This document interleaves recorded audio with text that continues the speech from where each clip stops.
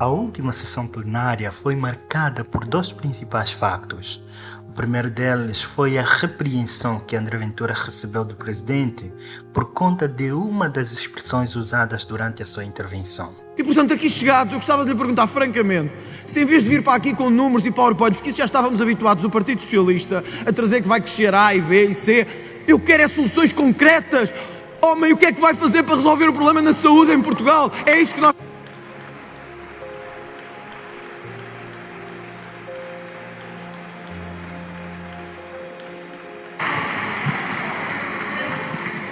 Sr. Deputado André Ventura concordará que a expressão homem é um bocadinho para além do razoável. Calma, Srs. Deputados. Tenham lá calma. O Sr. Deputado André Ventura concorda comigo. O Sr. Deputado André Ventura concorda comigo. Às vezes nós cedemos e agora o Sr. Deputado André Ventura cedeu-se um pouco. O segundo facto foi o autêntico teatro protagonizado pelo PSD, principalmente porque aquele é um espaço reservado aos debates entre os partidos políticos e o primeiro-ministro, e não um momento de tachos, ao tanto que André Ventura relutou este fato. Sr. Primeiro-Ministro, atente nestes números, em vez de conversa da treta entre o PSD e o PSD. Atente nestes números, Sr. Primeiro-Ministro. Sr. Primeiro-Ministro, atente nestes números, em vez de conversa da treta entre o PSD e o PSD. Atente nestes números, Sr. Primeiro-Ministro. Eu, sinceramente, fiquei sem entender se Hugo Soares levantou-se para criticar o primeiro-ministro e pedir alguma satisfação, que é o objetivo do debate, ou levantou-se para atacar os outros partidos políticos, algo que é totalmente fora dos objetivos das intervenções. Em alguns momentos simulava algumas perguntas, depois ele mesmo respondia, parecendo alguma retórica mediana. Enfim, o que na verdade busquei entender é o porquê que ele se levantou para questionar, uma vez que era o governo dele que estava naquele plenário para responder aos outros partidos políticos e não para perguntar. Obrigado, Sr. Presidente, senhoras e senhores deputados, Sr. Primeiro-Ministro, senhoras e senhores membros do Governo.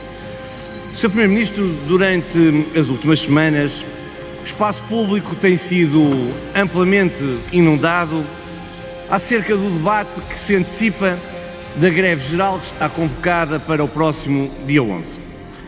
Eu fiz um exercício, o exercício foi comparar os 8 anos de governação do Partido Socialista com cerca de 2 anos de governo de Vossa Excelência, dos 2 governos de Vossa Excelência, e cheguei às seguintes conclusões.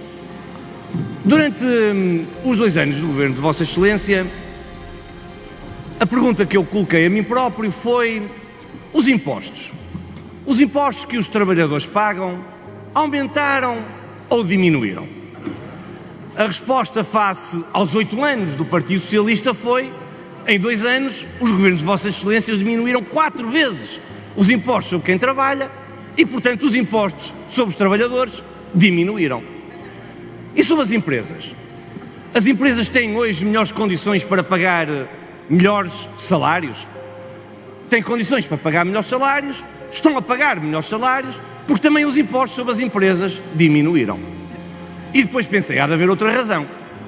A razão para que se convoque uma greve geral deve ser um grande descontentamento dos vários setores na administração pública.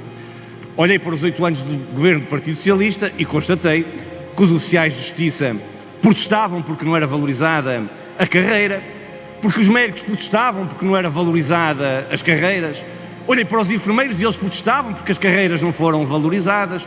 Olhei para os professores e lembrei-me bem, a recuperação do tempo de serviço ainda está em cima da mesa. E até olhei para os funcionários da administração pública que exercem funções de soberania, as Forças Armadas, a PSP, a GNR, e pensei, bem, as Forças Armadas não foram valorizadas nas suas carreiras, a PSP e a GNR, vejam bem, ainda não foi sequer atualizado o seu subsídio de risco como merecem, como devia, e isso de facto aconteceu nos 8 anos do governo do Partido Socialista. Depois olhei para o governo de Vossa Excelência e disse, mas calma, nestes últimos meses de governação do governo da AD, 21 carreiras da administração pública foram valorizadas nos vários setores da administração pública. E constatei, Bem, nos últimos 8 anos do governo do Partido Socialista, aquilo deve ter sido um afã de greves gerais. Devem ter sido greves gerais ano sim, ano não. E depois, quando fui ver, nos 8 anos do Partido Socialista, com impostos no máximo, com as empresas a pagarem mais impostos, com as carreiras todas por valorizar, greves gerais, zero, não houve a convocação de uma greve geral.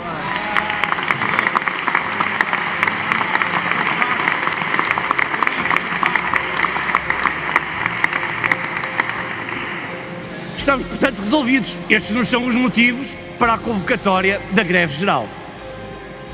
Depois, olhei para os argumentos da oposição, que têm defendido como uma espécie de último reduto de defesa da oposição, ou se quiserem, dito de outra forma, vamos ser claros, o último reduto do combate político da oposição é a convocação da greve geral. Do PCP, nós não nos espantamos, da extrema-esquerda radical também não há novidade nenhuma, mas estranhei do Partido Socialista e fui ver, Sr. Primeiro-Ministro, quais eram os argumentos do Partido Socialista.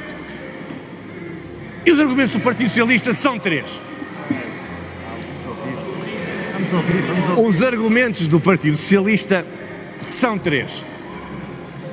Eu vou repetir que é para os deputados do Partido Socialista ouvirem bem.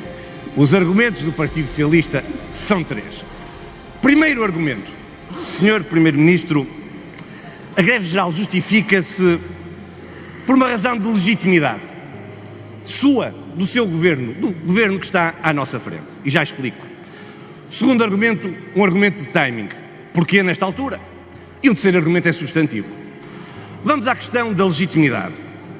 Diz o Partido Socialista, esta greve geral justifica-se porque o Governo apresentou uma forma laboral, não ao Parlamento, mas à concertação social, já agora não apresentou uma proposta fechada, apresentou um anteprojeto que está a ser discutido na concertação social, mas diz o Partido Socialista, não pode, não tem legitimidade.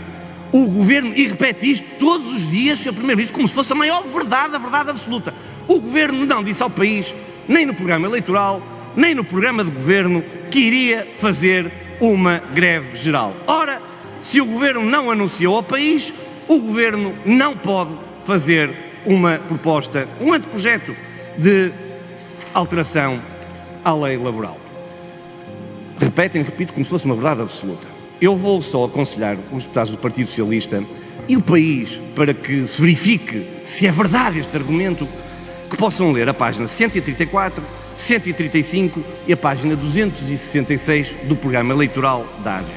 Bem sei que os programas eleitorais dizem muitos que são feitos para não se ler. Agora, o que não se pode dizer é que há coisas que lá estão que não estão porque não o leram. Isso é que não podem dizer.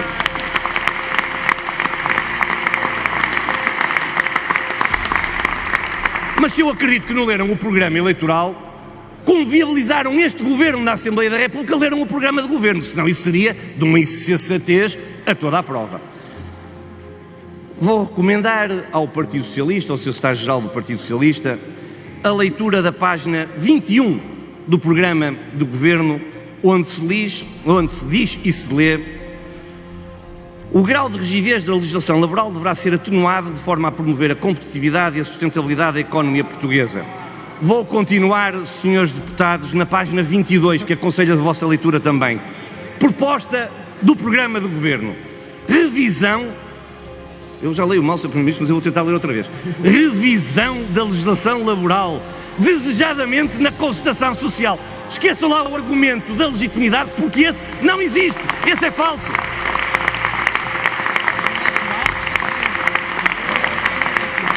O argumento do timing, Sr. Primeiro-Ministro. No argumento do timing eu vou fazer minhas as palavras do seu deputado Hugo Oliveira, creio que estará aí na bancada, do Partido Socialista, não é o Hugo Oliveira do PSD, é o deputado Hugo Oliveira do Partido Socialista.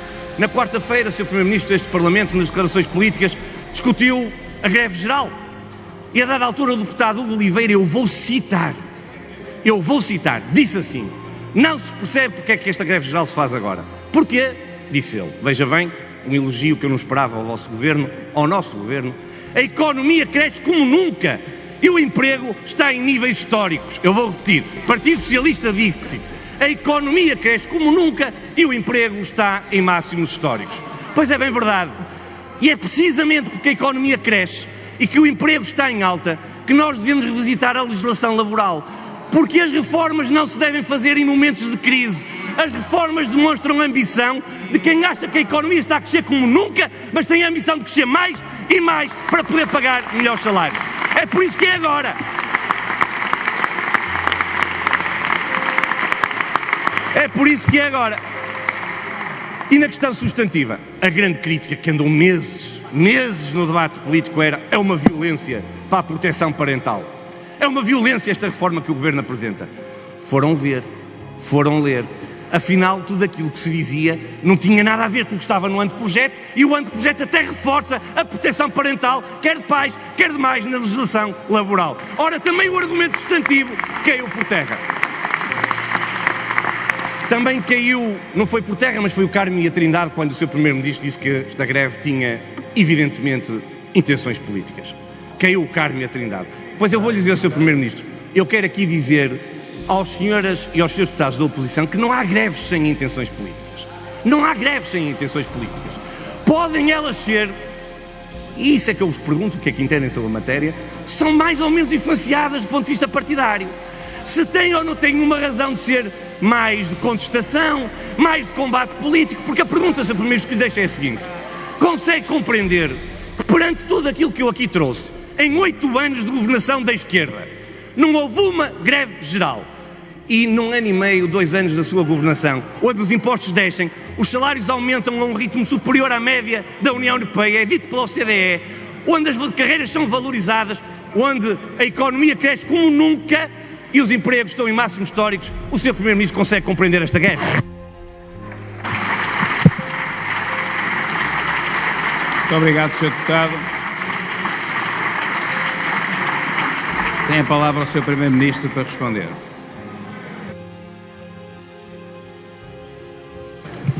Muito obrigado, Sr. Presidente, senhoras e senhores deputados, Sr. Deputado Hugo Soares.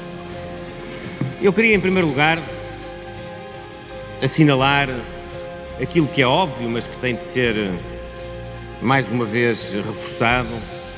O Governo tem um respeito integral pelo direito à greve, pelo legítimo exercício desse direito, e não o coloca nunca em causa. Que isso fique muito claro. Questão diferente, para responder diretamente à sua pergunta, Sr. Deputado, é se nós compreendemos que nesta ocasião se lance mão desse direito, se exerça esse direito e se convoque uma greve geral.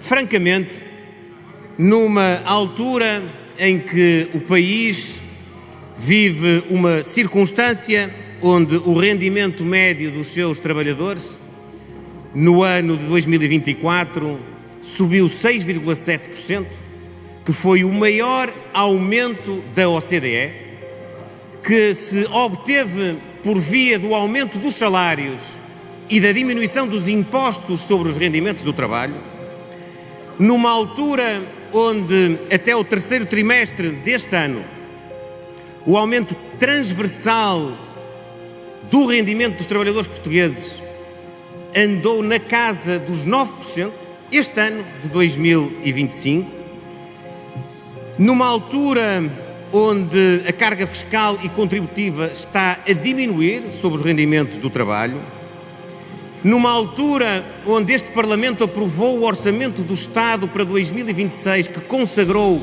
a 4ª descida consecutiva ao Sr. Deputado. Eu sei que por efeito, enfim, de um arredondamento e de uma simplificação que eu compreendo, de linguagem, arredondou para 2 anos de exercício de funções governativas desta maioria, mas ainda é só 1 ano e 8 meses, mas já foi a 4ª vez que este governo, com esta maioria, desceu o IRS, é verdade.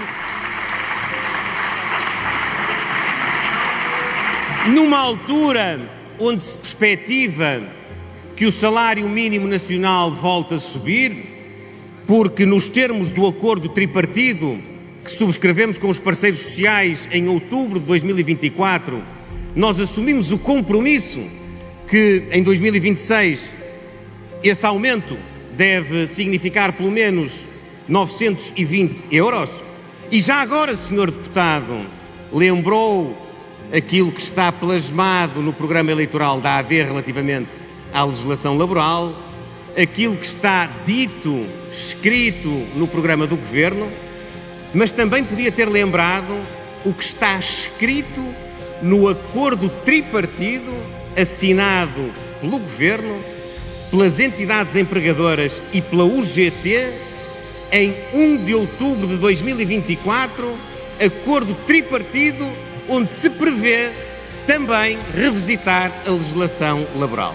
Também por via desse acordo, subscrito na concertação social, se prevê podermos alterar a legislação laboral com o intuito de dar à economia portuguesa maior capacidade de ser competitiva, de ser produtiva, de estimular o crescimento económico, que é capaz de gerar mais emprego e de pagar melhores salários. É isso que nós queremos. Nós não nos conformamos com um país a crescer 2%. Eu sei que há outros que com 0,5%, com 0,8%, com 1% já ficavam satisfeitos. Mas nós queremos 3%, 3,5%, 4% de crescimento económico. E nós queremos que quem está na vida ativa ou aqueles jovens que estão a estudar perspectivem bons empregos, perspectivem dinamismo no mercado laboral, perspectivem bons salários, perspectivem carreiras profissionais em Portugal, vejam que vale a pena acreditar em Portugal e concluam, como um ex-ministro da Economia do Partido Socialista concluiu por estes dias, que há uma tendência de regresso dos jovens para Portugal maior do que aquilo que se faz sentir do apelo para irem para o estrangeiro.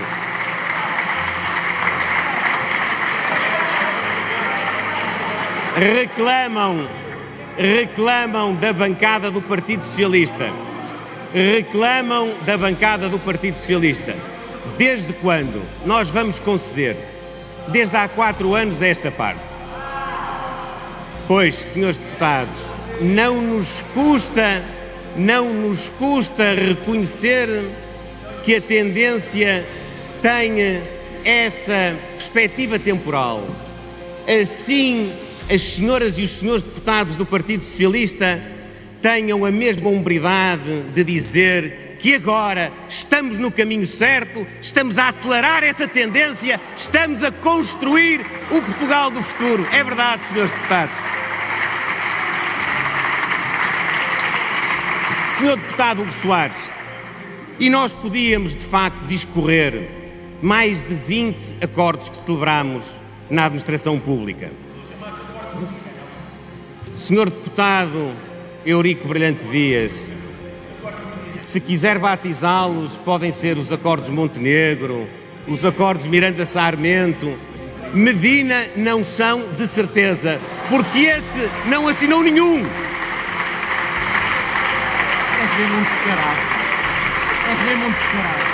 E Brilhante Dias pode ter sonhado com isso, mas também não assinou nenhum.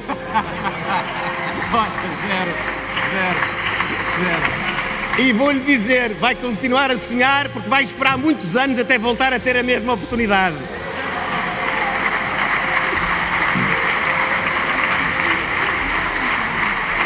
Mas eu desejo-lhe bons sonhos, senhor deputado. Eu desejo-lhe bons sonhos. Senhor deputado Hugo Soares, são números de emprego historicamente altos, são números de desemprego historicamente baixos, são oportunidades que estão a aparecer e a florescer na nossa economia. E, portanto, a questão que se coloca, e é séria, é esta. Uma greve geral, porquê? Uma greve geral para reclamar o quê? Do governo e do poder político. Há um pretexto que é esta pretensão de tornarmos a legislação laboral mais amiga do crescimento económico, mais amiga do emprego, mais amiga dos trabalhadores, mais amiga dos salários mais altos. Mas é um pretexto, porque esse objetivo foi apresentada aos parceiros sociais no dia 24 de julho, está em cima da mesa negocial, há todas as condições para se conseguir atingir um acordo que possa consagrar aspectos positivos para todas as partes envolvidas. Mas é apenas um pretexto, Sr. Deputado. Como disse bem, a greve é política.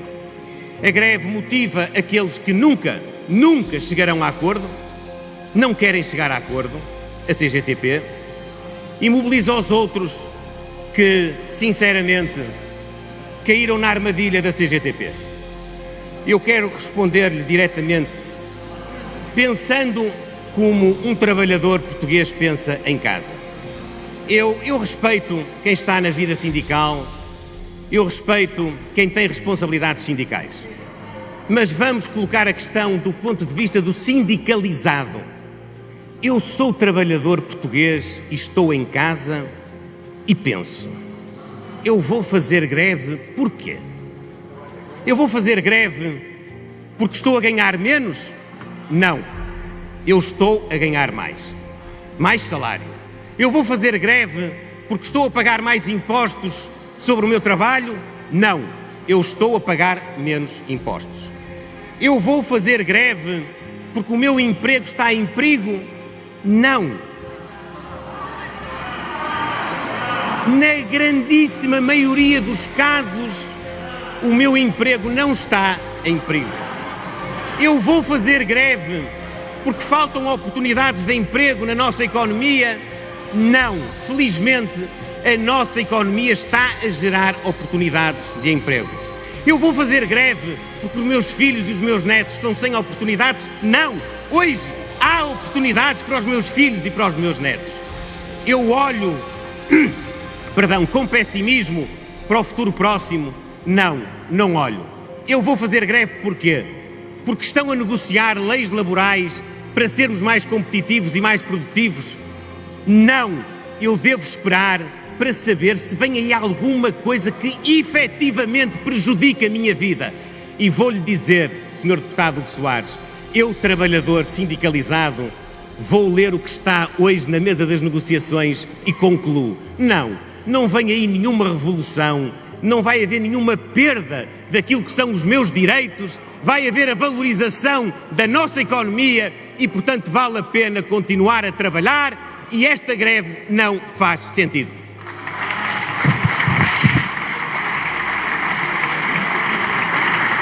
Obrigado, Sr. Primeiro-Ministro.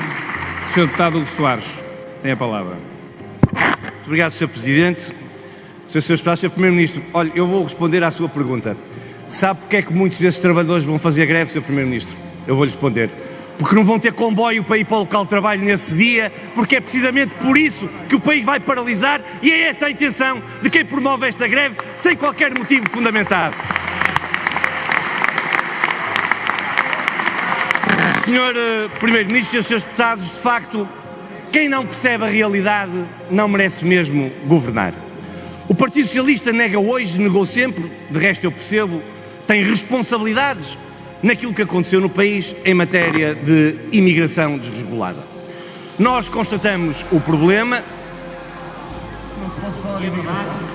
e depois tem sempre esta urticária cada vez que se fala de imigração, talvez porque o Sr. Deputado José Luís Carneiro tenha sido o pai da extinção dos serviços estrangeiros e fronteiras. Só pode ser.